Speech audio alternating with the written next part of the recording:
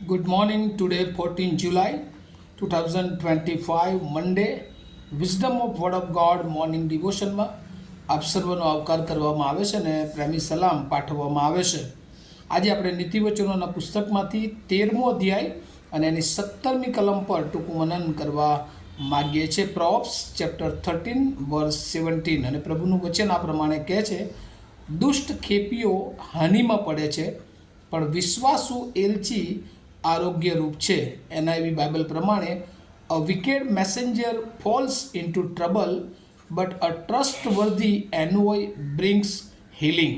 અને આ પ્રભુનું વચન છે ને અહીંયા સેવકો કે જે દુષ્ટ અથવા વિશ્વાસુ બે તરફ એ જઈ શકે છે. અને એટલે એને એક થીમ આપ્યું હોય તો સર્વન્ટ્સ વિકેટ ઓર ફેથફુલ. આજે આપણે જોઈએ છે અહીંયા કે જે દુષ્ટ હોય છે કે જે લોકોને ગોડલેસ પીપલ પણ કહી શકાય કે જેમનામાં ઈશ્વરી તત્વ નથી, અને ત્યારે તેઓ જ્યારે મેસેન્જર તરીકે જાય છે, કામ કરે છે, ત્યારે હંમેશા એમની પાસે નકારાત્મક વિચારો જોવા મળે છે. અને એ કોઈ પણ કામ કરે છે ત્યારે એમાં પોતાનો સ્વાર્થ એ જોતા હોય છે. દેવ પર ભરોસો હોતો નથી, અને એટલે કોઈ જગ્યાએ કામ સોંપવામાં આવે તો એ યોગ્ય અને સચોટ ને સાચી રીતે કરતા નથી, પરંતુ એમાં ભેળસેળ કરીને એ માહિતી અથવા તો એ કામ કરતા હોય છે, પોતાનું એડિટિંગ કરતા હોય છે. અને આપણે જૂના કરારમાં જોઈએ છે કે જે જુઠ્ઠા પ્રબોધકો હતા એ પોતાની રોટલી શેકતા હતા, અને એટલે દેવ કશું કીધું જ ના હોય પણ દેવના નામે એ જુઠ્ઠી પ્રબોધવાણી તેઓ કરતા હતા અને લોકોને એ છેતરતા હતા, લોકોને જુદી દિશા તરફ એ લઈ જતા હતા. પણ સમય આવતા એ જુઠ્ઠા પ્રબોધકો એ ખુલ્લા પડી જતા હતા અને પોતે જ હાનિમાં પડી જતા હતા. એટલે સુલેમાન અહીંયા કહે છે જે દુષ્ટ ખેપીઓ એ હાનિમાં પડે છે. But a trustworthy envoy brings healing. પણ વિશ્વાસુ એલચી આરોગ્યરૂપ છે. અને એ સમયે આપણે ઘણા બધા જૂના કરારના સેવકો જોઈએ છે. યહોશુઆ જે બહુ પોઝિટિવ રિપોર્ટ લઈને આવે છે, કારણ કે એને ખબર છે કે ઈશ્વર એ શું કરી શકે છે, ઈશ્વર માટે કશું જ અશક્ય નથી.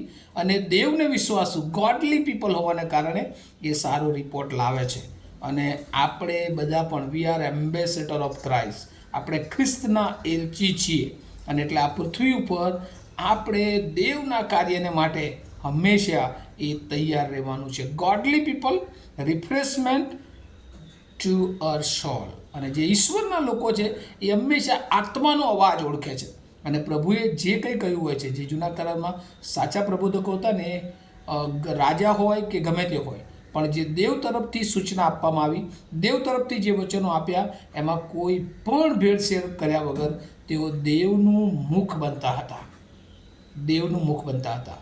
એ રાજા હોય કે ગમે તેવો મોટો વ્યક્તિ હોય, પણ જે સાચું હોય, જે દેવે કહ્યું હોય એ પૂરેપૂરું એને કહી દેતા હતા. અને આપણે જોઈએ છે અનન્ય પ્રબોધક દાઉદને સીધી વાત કરી દે છે. અને આજે પણ પ્રભુ આપણી પાસે અપેક્ષા રાખે છે, જે સત્ય છે, જે પ્રભુનું વચન છે, જે લોકોને જણાવવાનું છે. અને જ્યારે ઈશ્વર આપણને કહે છે, આપણને એના માટે તેડ્યા છે, ત્યારે આપણે ગભરાવાની જરૂર નથી, પણ પ્રભુનું વચન એ બીજાઓને શેર કરવાનું છે. રોમનનો પત્ર એનો 15મો અધ્યાયની 32મા કલમમાં પાઉલ પ્રેરિત એ રોમની મંડળીને કહે છે, દેવની ઈચ્છાનું હું આનંદ સહિત તમારી પાસે દેવની ઈચ્છાથી આવું છું, એવી આગ્રહપૂર્વક તમે પ્રાર્થના કરો. હું તમારી પાસે દેવની ઈચ્છા સહિત, આનંદ સહિત એ આવવા માગું છું.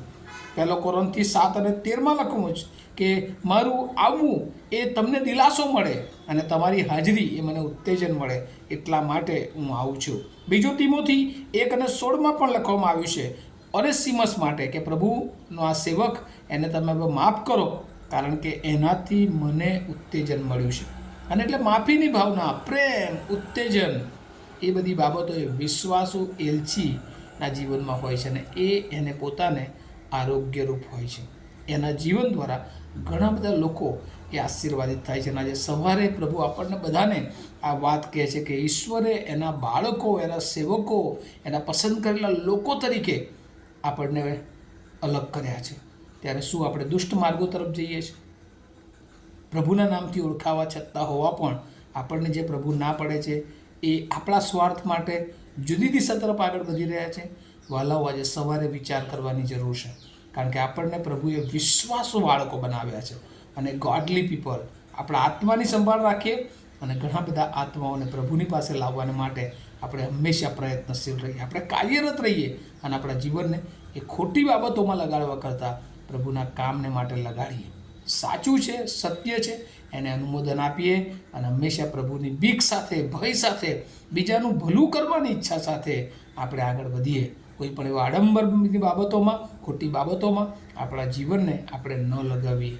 અને આ વચનો સમજવા દ્વારા પ્રભુ એની બહુ કૃપા આપણને સર્વને આપે અને આપણે યોગ્ય માર્ગો તરફ વિશ્વાસુ એલચી તરીકે આપણા પોતાના જીવનને માટે આપણે આરોગ્યરૂપ હોય અને ઘણા બધા જીવનોને આપણે બાંધનારા બનીએ એવી પ્રાર્થના કરીએ છીએ. આવો આપણે પ્રાર્થના કરીએ. અમારા જીવંત અને દયાળુ ઈશ્વર, અમે તમારો બહુ આભાર માનીએ છીએ. આજે સવારે પ્રભુ તમારા સેવકો તરીકે, તમારા બાળકો તરીકે અમને આ પૃથ્વી પર તમે સ્થાપ્યા છે, પણ ઘણી બધી વાર અમે જુદા માર્ગો તરફ જતા રહીએ એવું બને છે. કેમ કે આ પૃથ્વીનું જે આકર્ષણ છે, જે મોહ છે પ્રભુ, એમાં અમે જુદી દિશા તરફ જઈએ એવી પૂરી સંભાવના હોય છે.